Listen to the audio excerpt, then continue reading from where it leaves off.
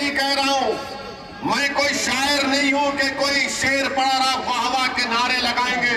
मैं आपको बता ये रहा हूं कि जब आप यहां से उठकर जाएंगे तो मेरी ये ऐन ख्वाहिश है कि आप में एक तब्दीली पैदा हो जाए, आप में एक सोच पैदा हो जाए, आप में एक फिक्र पैदा हो जाए, क्योंकि आपने बरसों इन तमाम सियासी पार्टियों का साथ दिया। बताइए हमने क्या हासिल किया, क्या मिला आपको? आपको हमेशा डराते रहे। 34 साल पहले, 60 साल पहले यही कहा गया फिरका परस्ती को शिकस्त दो, हमने फिरका परस्ती को शिकस्त दी। कभी कहा गया जनसंघ को हराओ, हमने जनसंघ को हराया। फिर कहा कि आपने कांग्रेस से नाराज हुए तो बीएसपी का साथ दिया, उनसे नाराज हुए तो समाजवादी का साथ दिया। आखिर आपने अपनी क़यादत क्यों नहीं बनाई? कोई कहेगा यहां पर कि नहीं, मीरठ से मुसलमान एमएलए बना, मीरठ से यहां पर इस इलाके से एमपी भी बना, मगर याद रखो वो तुम्हारा नहीं था। मुसलमान समाजवादी में भी है, मुसलमान बीएसपी में भी है, मुसलमान कांग्रेस में भी है, मुसलमान बीजेपी में भी है। मगर बताओ, क्या वो मुसलमानों का नेता है? नहीं, वो समाजवादी का नेता है, बीएसपी का नेता है। आपको अपना नेता पैदा करना पड़ेगा जिसको आप फख्र से कह सकें कि हाँ ये मेरा नेता है। आपने जिताया इनको, मगर वो चले गए बीएसपी में। आपने जिताया उनको, एमपी बने, इलेक्शन हार गए तो किसी और दूसरी पार्टी के चौखट पर चले गए। मैं आपको ये बताने आया हूं कि आप अपने वोट से अपने नेता को बना सकते हैं। ये काम आपको करना और इंशाअल्लाह हम करेंगे। आपका साथ, आपका ताउन रहेगा तो यकीनन ये काम होगा। डरने और घबराने की जरूरत नहीं है। हर आदमी आता है हर पार्टी का।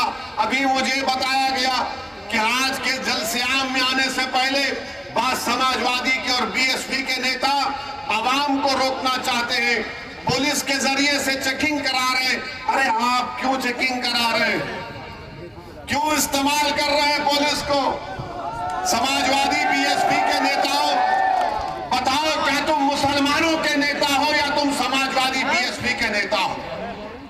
वोट का जब मामला आएगा तो आकर कहेंगे कि हमको वोट दे दो। वोट का जब मामला आएगा हमको वोट दे दो, मगर जब बात आएगी शरीयत की तो गूंगे बन जाते हैं। जब बात आएगी मुसलमानों से इंसाफ की तो अंधे बन जाते हैं।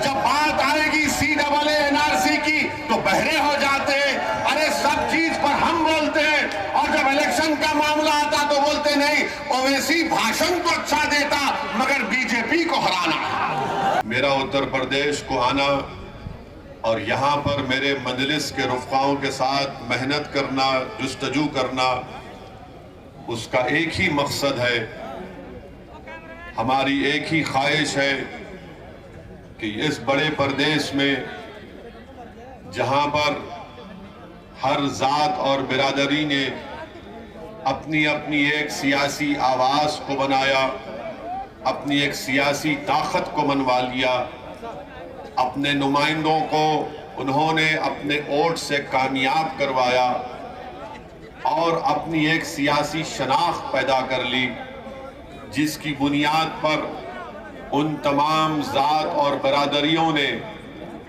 अपने समाज के लिए कुछ हासिल किया। अगर कोई समाज इतनी बड़ी तादाद में रहने के बावजूद भी अगर उसने अपने लिए कुछ हासिल नहीं किया, अपने बच्चों के तालीम का इंतजाम नहीं कर पाए, जिन्होंने अपने मुस्तकबिल को रोशन नहीं कर पाए, जिस समाज की आंखों के सामने बाबरी मस्जिद को शहीद कर दिया गया, जिस समाज के सामने मस्जिद को शहीद करने वालों को कोर्ट ने उनको मुल्जिम करार नहीं दिया, आपकी और हमारी आंखों ने मीरठ की सरजमीन पर हमने मलियाना का वो 70 से जायद मुसलमानों का कत्लेआम देखा। आपने मीरठ में हाशिमपुरा में 40 से ज्यादा मुसलमानों को यूपी की पीएसी पुलिस ने ले जाकर नदी के किनारे में उनको गोली मारकर उनको हलाक कर दिया, शहीद कर दिया। हमने फसादों को देखा, मगर मैं आज आपसे हाथ जोड़कर अपील करने आया हूं कि उत्तर प्रदेश के 19% मुसलमानों को अपनी एक सियासी अलहायदा ताकत बनाने की जरूरत है। आपको अपनी लीडरशिप को बनाना है। आपको, अगर आप चाहते हैं कि उत्तर प्रदेश में आपको आपका हिस्सा मिले, आपका मुकाम मिले, आपको इज्जत मिले, आपसे नाइंसाफी का खात्मा हो, आपके मासूम बच्चे और बच्चियों को स्कूल मिले, नौजवानों को कॉलेज मिले, नौजवानों को नौकरी में उनका हिस्सा मिले, पुलिस का जुल्म का खात्मा हो, तो याद रखो आपको एक सियासी ताकत बनना पड़ेगा। जिस तरह उत्तर प्रदेश में दलितों ने और खास तौर से जाटवों ने बहन मायावती को अपना नेता बनाया, जिस तरह उत्तर प्रदेश के यादवों ने मुलायम सिंह यादव को अपना नेता बनाया, जिस तरह यहां पर हर समाज के लोगों ने जाटों के लिए चौधरी चरण सिंह से लेकर अजित सिंह से लेकर आज उनके बेटे ये कहते हैं कि जाट हमारे साथ है। मेरे अजीज दोस्तों और बुजुर्गों, यहां पर कुर्मियों ने कई नेताओं को अपने पैदा किया। कितनी ऐसी बिरादरियां हैं, ठाकुर हैं, जो आज उत्तर प्रदेश के मुख्यमंत्री को योगी जरूर है मगर उसको अपना ठाकुर नेता मानते हैं। ब्राह्मण समाज के लोग हैं। एक गवर्नमेंट ऑफ इंडिया में नरेंद्र मोदी की सरकार में एक मंत्री हैं जिनका नाम टेनी है, क्योंकि उनका ताल्लुक ब्राह्मण समाज से। उनकी गाड़ी से उनके ही घर में एक साजिश रचाई गई और उस साजिश के नतीजे में उनके बेटे ने अपनी गाड़ी से 4 किसानों को रौंद दिया। मगर नरेंद्र मोदी, जो अपने आप को बड़ा बहादुर वजीर आजम कहते हैं, वो ब्राह्मण समाज को नाराज नहीं करना चाहते और टेनी को अपनी कैबिनेट से नहीं हटाते। क्यों नहीं हटाते? क्योंकि अगर मैं इसको हटाया तो उत्तर प्रदेश के ब्राह्मण समाज के लोग नाराज हो जाएंगे। अपनी ही गाड़ी से उनके बेटे ने 4 किसानों को खत्म कर दिया। मैं आपको ये मिसालें इसलिए दे रहा हूं ताकि आपको अंदाजा हो जाए। आपको जानकर तकलीफ भी होगी कि मलियाना का फसाद कब हुआ था।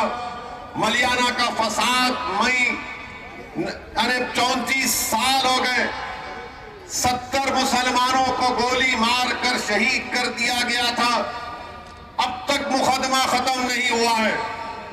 800 तारीख कोर्ट ने दी और हर तारीख 800 तारीख हो गई। माने क्रिमिनल लॉ की एक तारीख बन गई कि 70 मुसलमानों को 34 साल पहले गोली मारकर शहीद कर दिया गया, कत्ल कर दिया गया। 34 साल में कांग्रेस की सरकार, 34 साल में बीएसपी की सरकार, 34 साल में समाजवादी की, बीजेपी की सरकार, मगर किसी ने भी उन मलियाना में मरने वालों से इंसाफ नहीं किया। मेरे अजीज दोस्तों और बुजुर्गों, याद रखो आज उत्तर प्रदेश में मुसलमान अगर सबसे कम ग्रेजुएट हैं तो मुसलमान है, सबसे ज्यादा ड्रॉप आउट है तो मुसलमान है, सबसे ज्यादा अगर जेलों में अंडर ट्रायल है तो मुसलमान है। 19% उत्तर प्रदेश में मुसलमान है और 28% जेल में अंडर ट्रायल है। बताइए, इसके बावजूद भी आप अगर करवट नहीं लेंगे तो कब करवट लोगे मुसलमानों? क्या जब शोर क़यामत होगा तो उठोगे?